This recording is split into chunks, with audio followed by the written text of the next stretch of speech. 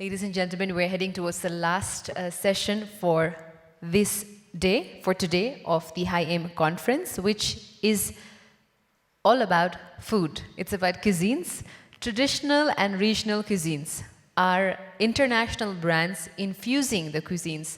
That is the question. And food, ladies and gentlemen, or cuisines, is a very integral part of hospitality, weaving cultural stories through every dish, every bite. And our next session will be a delightful exploration into the culinary world with the exact theme, like I mentioned, traditional and regional cuisine are international brands infusing the cuisines. And ladies and gentlemen, we'd like to welcome our moderator onto the stage, Mr. Neel Kamal Chauhan, who is the founding partner of HPTS Consulting.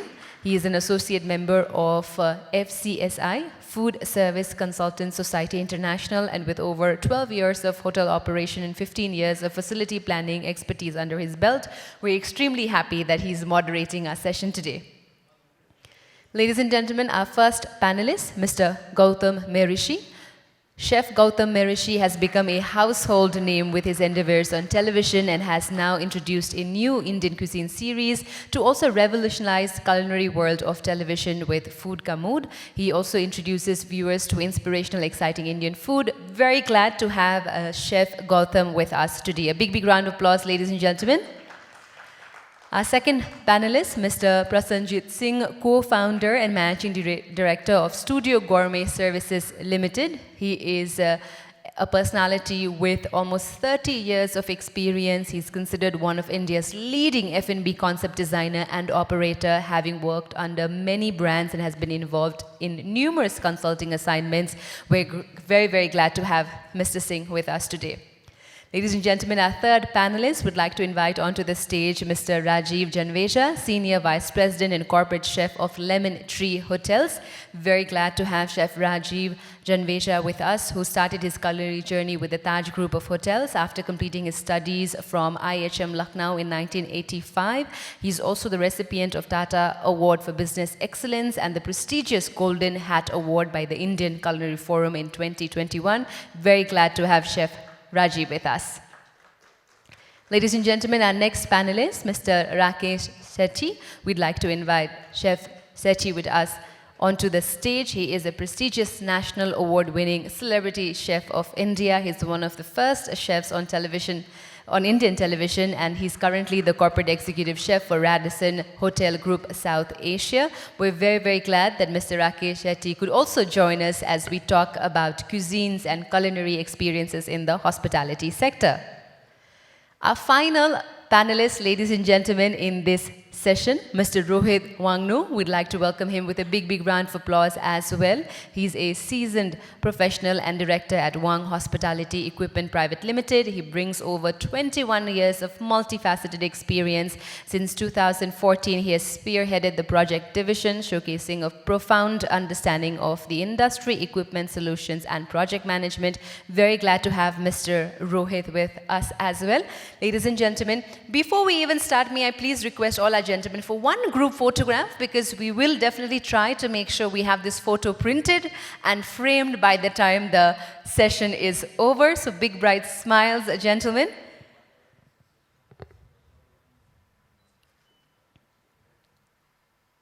So ladies and gentlemen, I hope you're all ready to talk and to listen about food, which is a very important part of hospitality.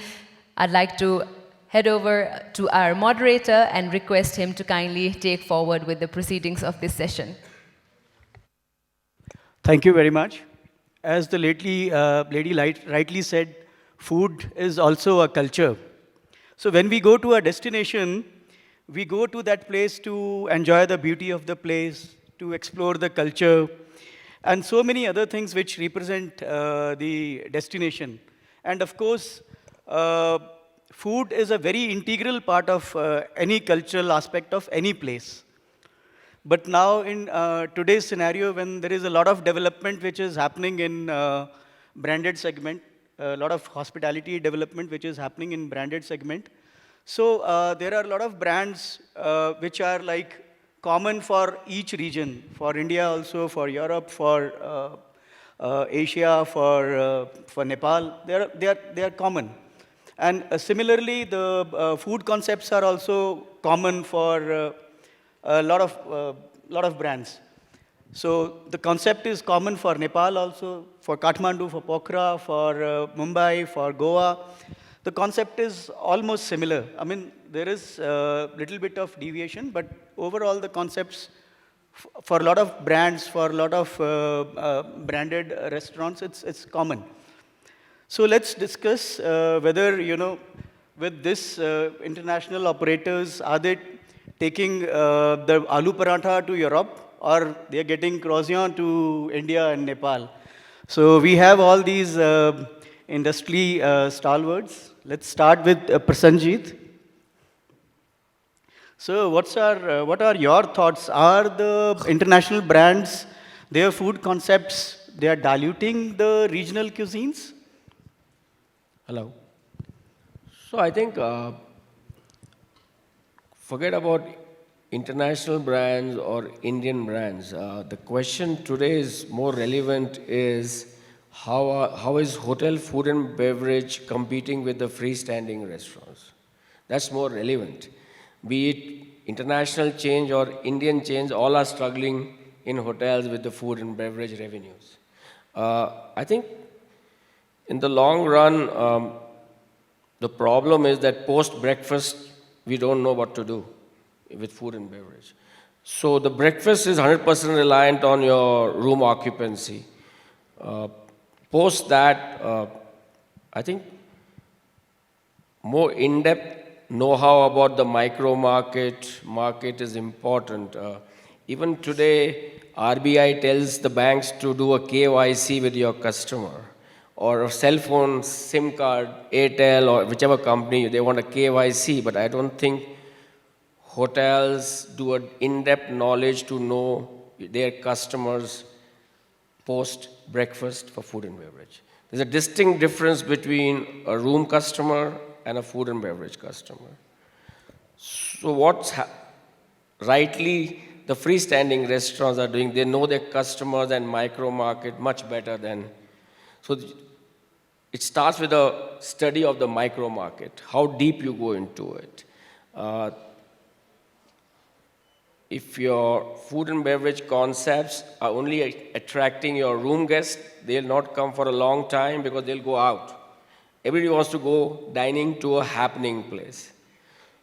80% of your cover should come from the local market, then your room guests will add on to that. That's where I think the whole game has changed. And I keep on telling that I remember the movie Sholay. Why was it successful? It had a good storyline. It had a good director. It had Viru and Jay as actors. It had even Dhanno, the horse, did a good job.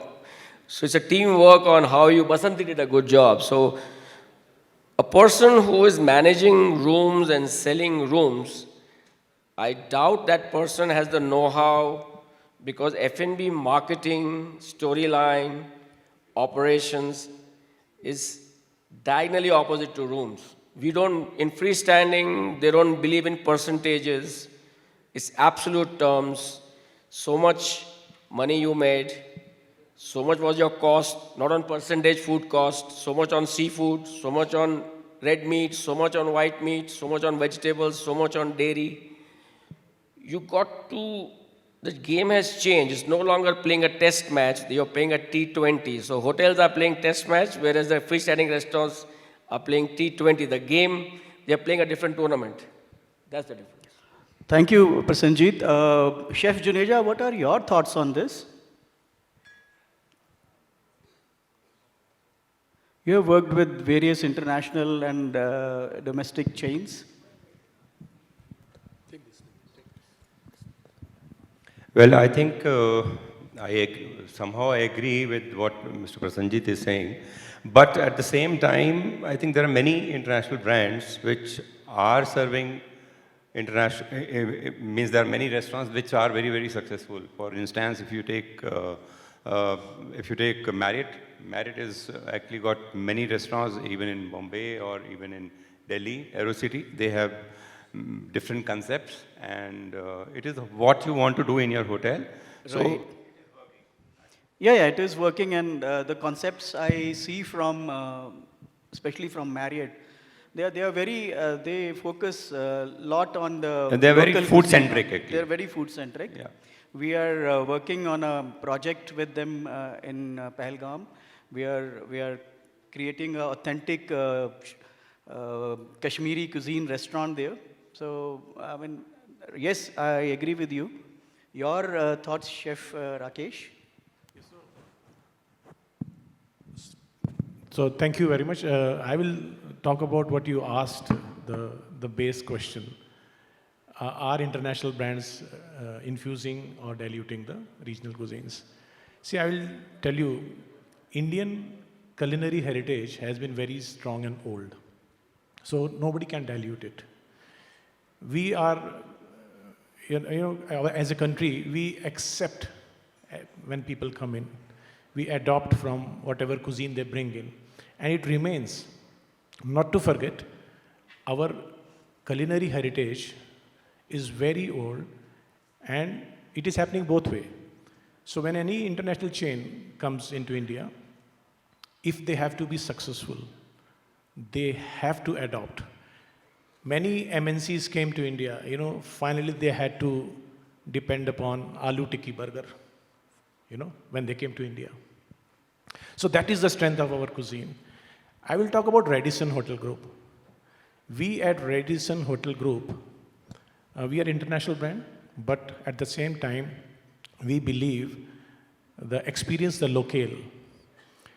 In every hotel, we have tried to do a macro study of the region and create concept which is locally viable. And the best philosophy that we at Radisson believe in is called FLOSS, F-L-O-S-S. Fresh, local, organic, seasonal and sustainable. So this is what the philosophy of our food is at Radisson. We have tried to promote and hence we have localized our breakfast.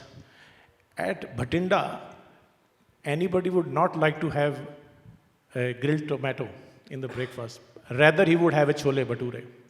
So we have seen, what is required in that region, created and conceptualized our menus as per the local demand, and given our customers what they want, not what we have or what we can.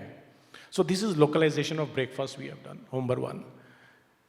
There was a trend of chocolates, distribution of chocolates in festivities or by gifting somebody. We, just 2 years back, created another vertical called Meetha by Radisson. Indian sweets have been conceptualized for the occasion, whichever festival occasion, birthday or a baby shower, we have conceptualized our Indian mithai, and also the packaging is very sustainable. So we created that. So again, we brought in the local mithai into each state. So if it is in Mumbai, we had ensured we had some Maharashtrian sweets. If it's Delhi, we have done some North mithai into our packaging. So we have again localized that also, but it is still promoting Indian sweets. And then we also have, in our various hotels, we have created regional signature dishes of the locality. So it is not important what I give in North, I will give in South also. It may not work. So what we are doing conceptualized local signature dishes of Radisson Hotel. Butter chicken will do very good here. It does good in South also, but again, there would be a South Indian specialty which will do better than that. So this is how we have conceptualized, and we have made sure that we promote our local food and being international brand also. And when it comes to from outside, from India, anything has gone outside. Today you can see all top international restaurants also having Indian dishes on their menus. So Indian food is no more remaining into India, it has become global also. So it is both ways it is working, and Indian food is just little far away from becoming the best cuisine in the world. We are just a little behind Peru, but I think we will be very soon be global cuisine. That is the power of Indian cuisine, I think. Great, hopefully.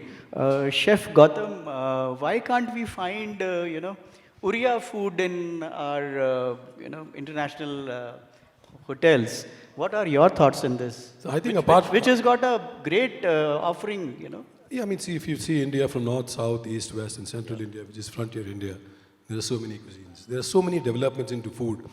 If I give you a little bit of insights on history of food, there's a very famous saying, what is haute cuisine to someone is actually a garden pest to somebody else.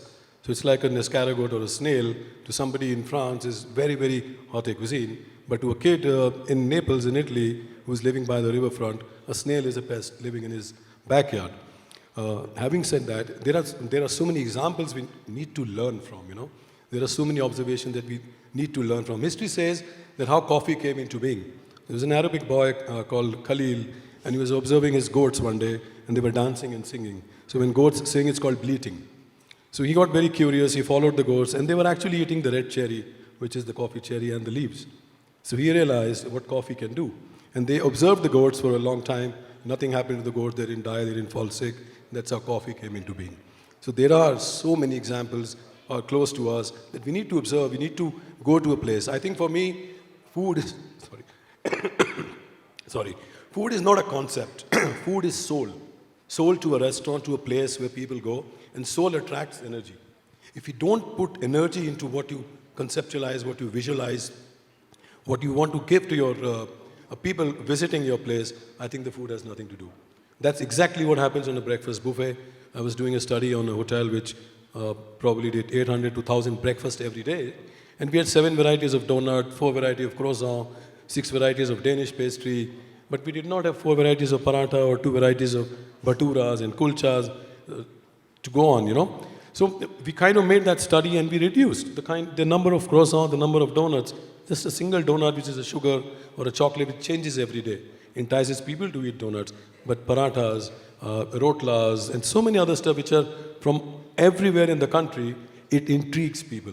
So that's why when we speak about Marriott as food concepts, their first word towards food is intriguing experiences, which talks about local food. And when we say go local, we actually have to also study what happens.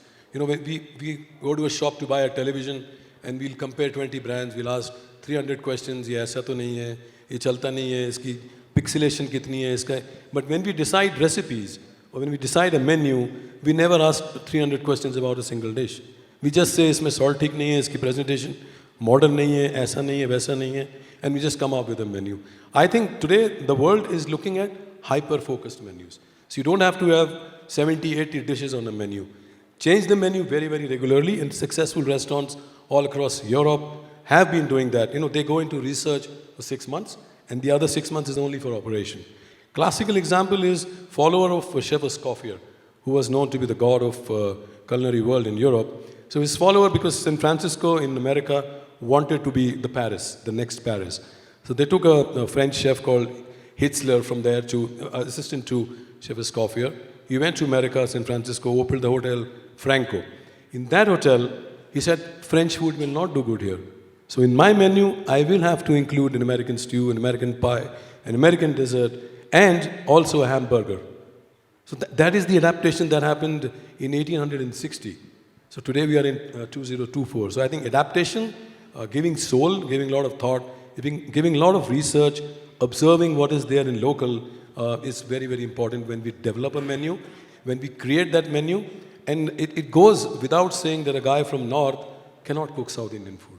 So you have to have, when we want Chinese food, Thai food, Vietnamese food, Italian food, we go and hire chefs from Italy. Obviously, Dada was saying that we want chefs who can cook. So there are many such places in India, small places, micro places where people are cooking that kind of food. We just need to pick them up, get them into a hotel, get them into a system. I know they don't know what HACCP is. Yes, 25 years, nobody in India knew what HACCP was. It's important, yes. But for them, it's also important to cook food in a very, very peculiar way, the way they've been doing. And it's also very, very ingredient-driven. Last thing that I want to say in this part is that an average chef with fantastic ingredients will always produce a fantastic dish. But the best chef in the world with very, very low-quality ingredients will never be able to produce a fantastic dish.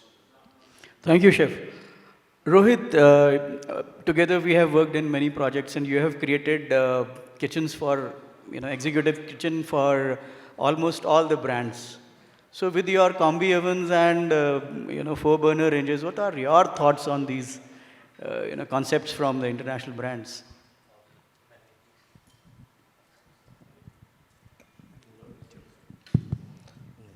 I really hope that I do justice to the contracting fraternity. And well, it is widely said and accepted, like in stock markets, the stock markets are the slaves to the underlying earnings of any company. Similarly, we as the contracting fraternity are quote unquote slaves to, let's say, the operators and the facility planners, planning fraternity. Well, that was on the lighter note. On a more serious note, if I would have to, let's say, add to this conversation, uh, the role of, let's say, a kitchen equipment contracting company, or for that matter, any original equipment manufacturer, is to play the role of an enabler to, let's say, the chefs. Well, why do we have chefs? Because we want them to cook. We don't want chefs to get cooked. So somewhere down the line, I think it is on us, along with the facility planning community, to ensure that chefs get to work on efficient equipments so that they use less of space and churn out the cuisines with consistency. That would be some bit of inputs from our side, from my side. Thanks, Rohit. As Prasanjit highlighted, the breakfast, our all-day dinings are all designed for breakfast. And, mostly these all-day dinings are located in a prime real estate space of the hotel.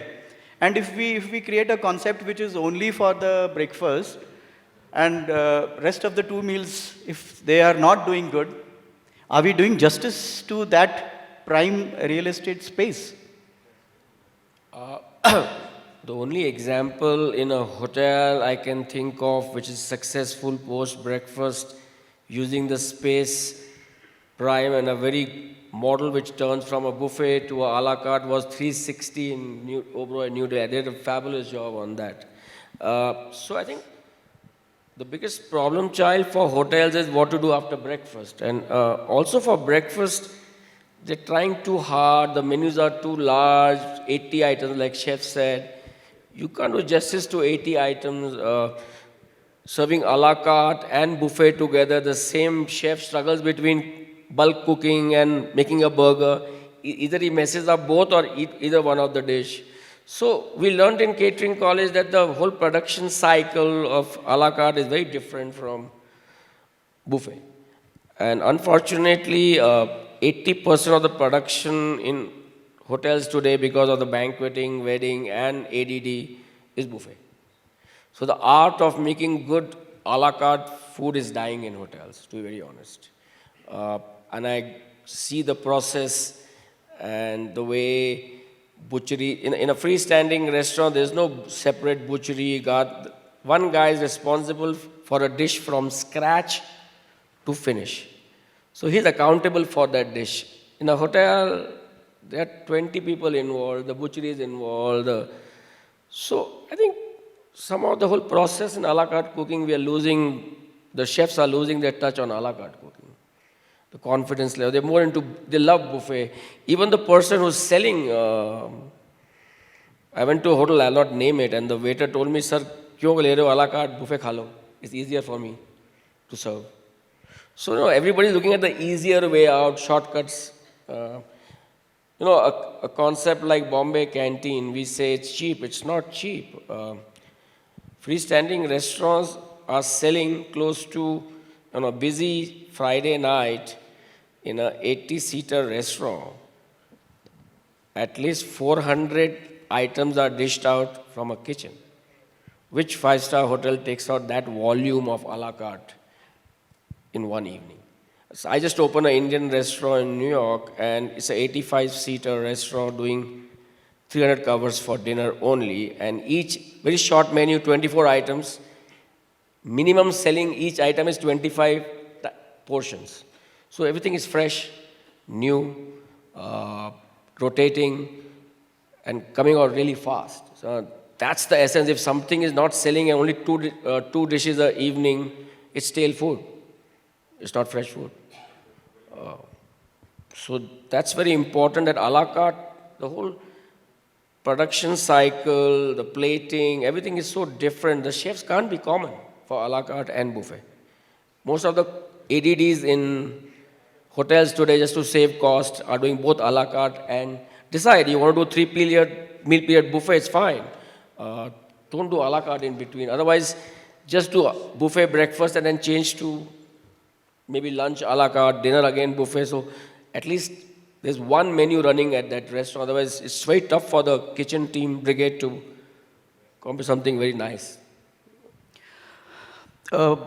Chef Juneja, what do you think, taking a cue from what Prasanjit told us, is it the chef who is more inclined towards buffet? Is it because it is simple for him? No, it's not the chef actually who's more inclined, I would say. It is what concept you want to create, and that works. So breakfast, of course, it all depends on what segment you are serving and what kind of clientele you have. And breakfast is something everybody is in a hurry and he doesn't want to wait for a la carte, so that's how buffet comes in. And when you are in the hotel institute also, you are trained on bulk cooking as well as a la carte cooking. So in hotel, what you want to introduce, of course, today's time, mostly if you see, breakfast is buffet. There are very few hotels in leisure area or maybe in resorts where a la carte breakfast is served. Please add something to this, Chef. I'd like to add to what my colleagues have said. In our industry, customer is the king. So it is not chef who decides I will give buffet or a la carte in that menu. It is what customers want. And then that depends on type of hotel you are. If you are a business hotel, obviously you will give breakfast, which mostly is part of the room package. And then in the daytime, during the lunch, your customer, your guest go out for whatever meetings they have come in for. So then comes the dinner. Ideally, the way industry is evolving and what we have started doing as well, after breakfast, the whole look and feel of the restaurant changes, especially for the dinners.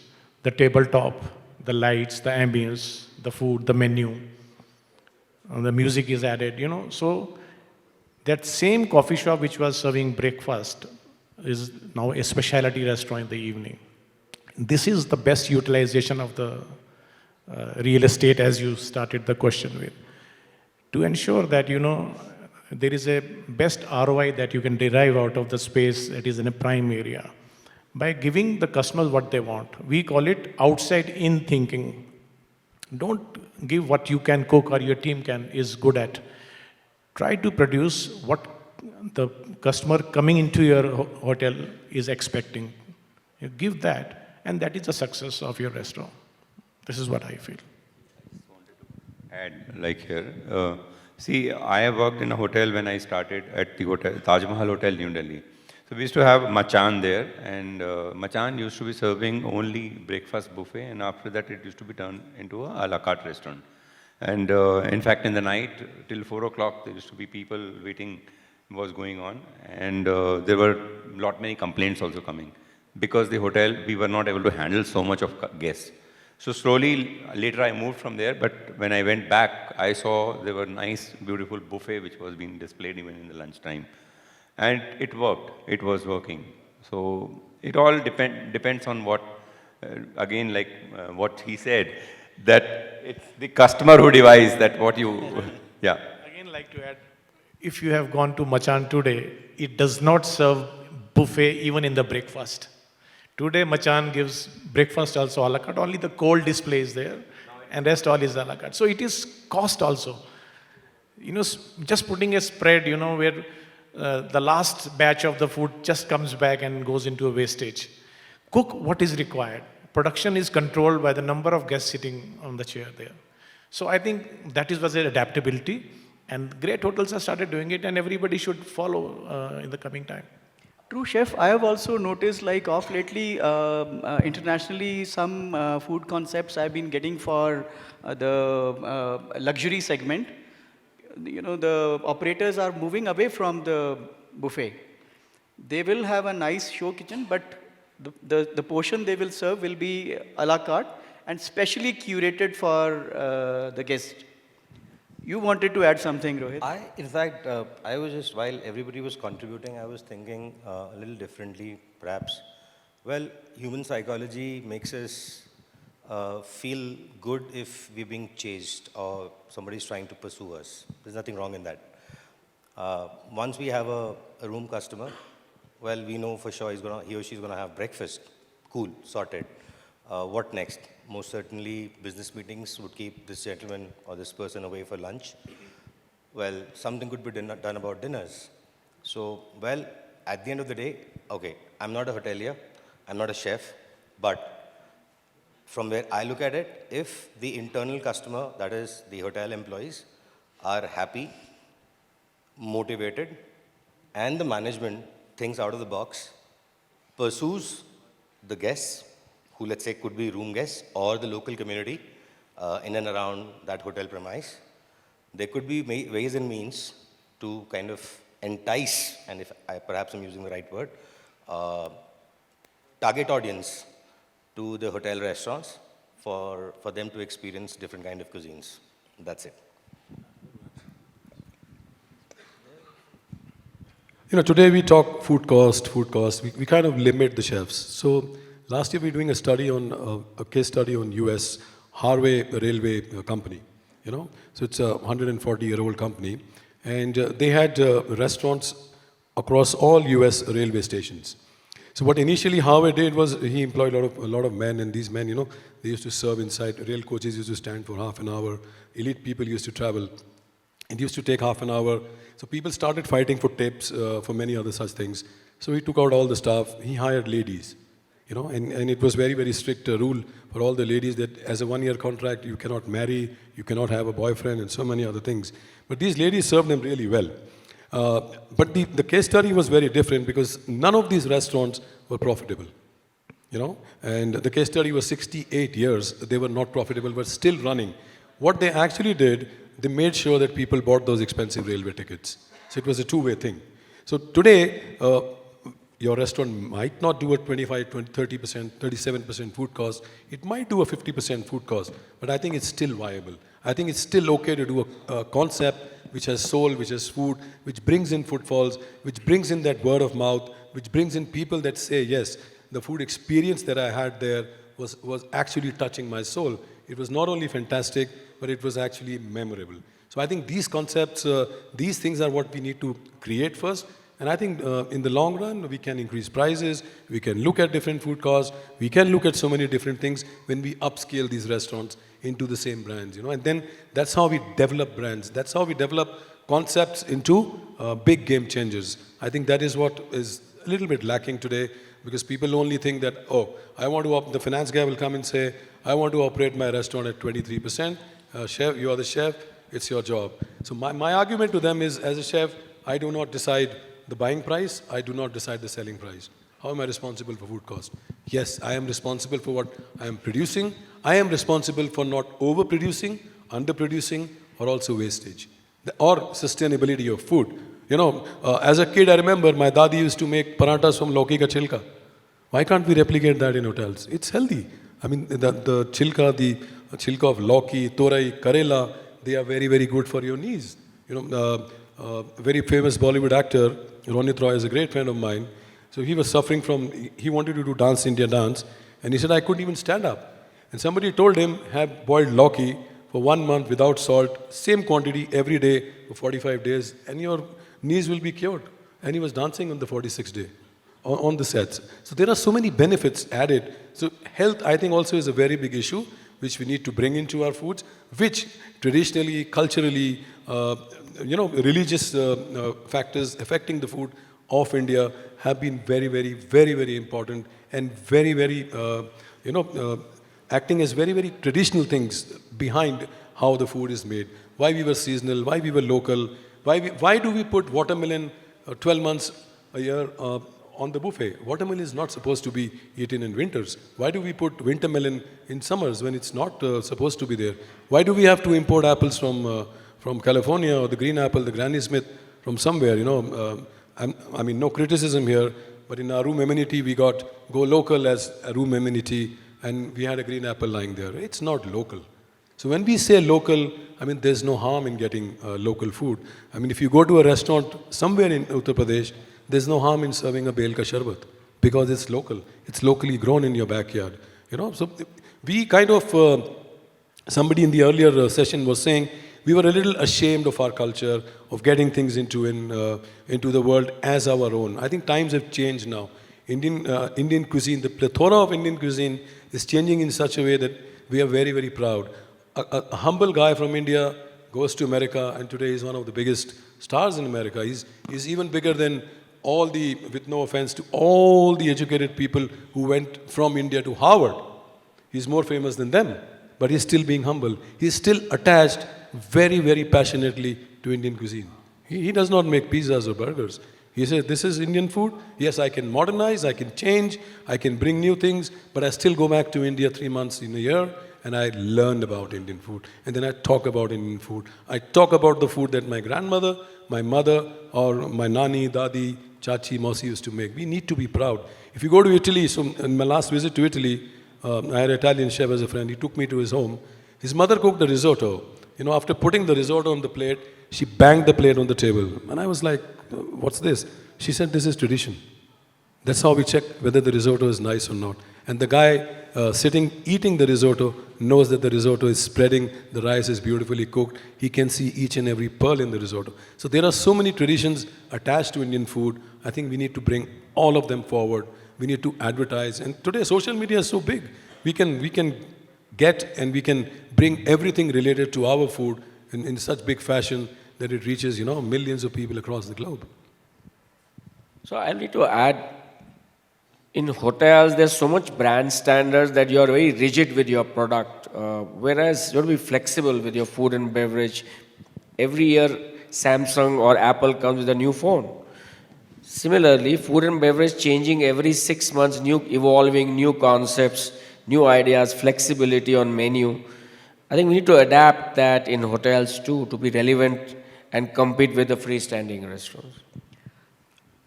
We need to quickly sum up, but I have 2 more questions, and I would like Prasanjit and Chef Juneja to answer. Why can't the hotel specialty restaurant compete with the standalones? I mean, we have, especially referring to Kathmandu, we have Dwarika here, which is one of the very famous and to-be restaurants. And I don't think any of the 5 stars, can compete it. What do you think? What is the problem? These are, I think, 2 different segments we are talking about.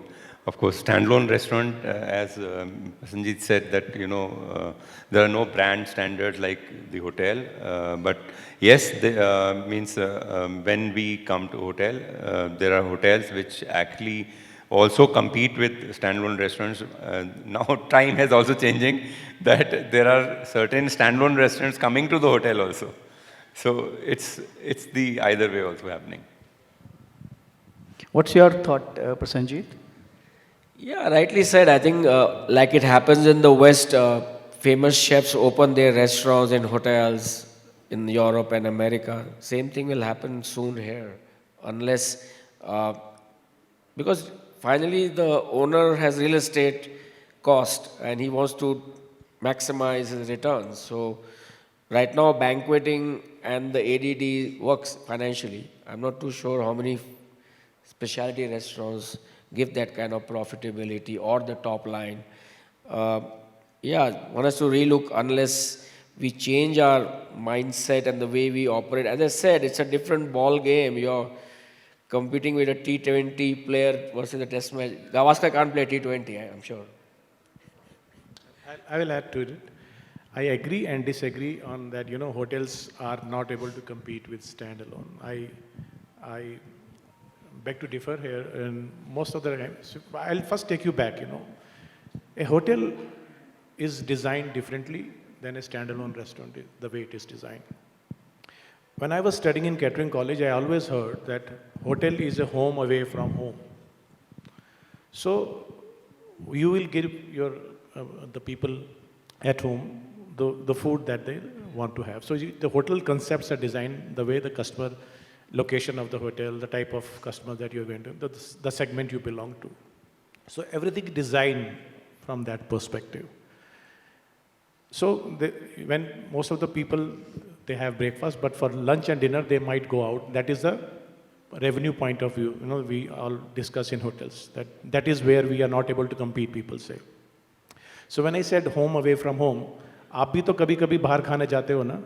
So we respect the existence of standalone restaurants. We sometimes, good hotels even recommend what is good food in the vicinity and allow their customers to go out. And they also propose that we have something very similar in our restaurants. We have also our menus which offer local food. So as I said, we respect their presence, but I think the experience that a hotel gives is also different. To support my point, I say that we are doing, in most of our hotels, 50% revenue is generated by F&B, as similar to rooms. In most cases, even 70% is coming from food. So the size of the cake is very big. I think they have their share and we have ours. Great. I would like we are running short of time, so I have one special question from you, Rohit. You as a equipment, representing equipment manufacturers, you tell these chefs to, leave their dekchis and cook biryani in a combi oven. I mean, is it justified? Don't you think that is also influencing the skills of the chef? I was dead scared about this question, and this paints me as a villain over here, but, well, okay. There are pros and cons of going traditional. And yes, let's say we're doing biryani and we do it the right way, or let's say the traditional way, right? Let me ask you a question, because you're going to be the facility planner for that project, right? Would you give me that adequate space that I need for those many burners? Perhaps not. You know why? Because you got the owner saying that, boss, meko FOH mein jagah chahiye. Jagah kaat. Now what do I do? Or as a matter of fact, what do you do? Because I got to quote as per the brand standards. Who creates the brand standards? The operator. At times, the facility planner. मैं कार्य करता हूँ. आप मुझे जो मांगोगे मैं आपको सब दूंगा. आप मुझसे हांडी मांगोगे मैं आपको हांडी दूंगा. आप मुझसे अवन मांगोगे मैं आपको अवन दूंगा. What is critical for me, and where I draw my Lakshman Rekha, so to speak, is that as a contractor, not just I, and maybe the entire fraternity should be careful about it, is not to cross line in terms of compromising on quality, on efficiency, because at the end of the day, from where I look at it, the true success for any contractor is to ensure that he or she gets a repeat business. And if we've done that, I think we've played our role well. Rest, as I said, we remain slaves to the operators and the facility planners. And we really want to serve you guys well. Thank you, Rohit. I think we should conclude our session with this. Do we have a minute? Are we missing one thing? I genuinely hope audience has no questions for Just us. 30 to 45 seconds. We're missing one very important point today, that is artificial You need intelligence. to take her permission. She nodded. So we're missing one point, which is artificial intelligence. Today aggregators in India and Zomato and Swiggy, it's a $38 million business. Five-star hotels as restaurants, as F&B outlets, don't take advantage of that. You cannot have all the thousands of people coming, but the number of orders in terms of online ordering has gone in the last, post-COVID, has gone from 60 to 96%, So that's a big jump. So as restaurants, as F&B outlets from five-star hotels, creating local cuisines, I mean, that's a big window that we need to explore as well. Thank you. Any questions? I would like to apologize, but because of time constraint, we will not be able to take questions in this. I mean, who does not like talking about food, right? We all love talking about food. We all love and enjoy good food. So this could definitely go on for hours, but I have to, as the master of ceremony, cut this short. A big, big round of applause, ladies and gentlemen, for our fantastic panel. And for their inputs and thoughts that they brought onto the stage. May I please invite Mr. Cole to kindly join me onto the stage to felicitate each and every one of our panelists and our moderator. And I hope with this session, ladies and gentlemen, we all reflect on the profound responsibility that brands in hospitality carry beyond crafting international experiences. They also hold the key to nurturing and highlighting local businesses. I just want to ask an award-winning question. What does floss stand for? Can you please repeat, Rakeshji? Floss. Check. Yeah. So floss for our philosophy means fresh, local, organic, seasonal and sustainable. Wonderful. Wonderful. Fantastic. So do I get 5,000? Yeah. I see that was a very neat trick. I think I'll leave it to our moderator to decide, you know. A group photograph, ladies and gentlemen. Thank you very much to our fantastic panel and for moderator for beautifully weaving this session together as well. Ladies and gentlemen, they definitely deserve a big, big round of applause. So I hope you don't shy away from a thundering round of applause to our last panelist.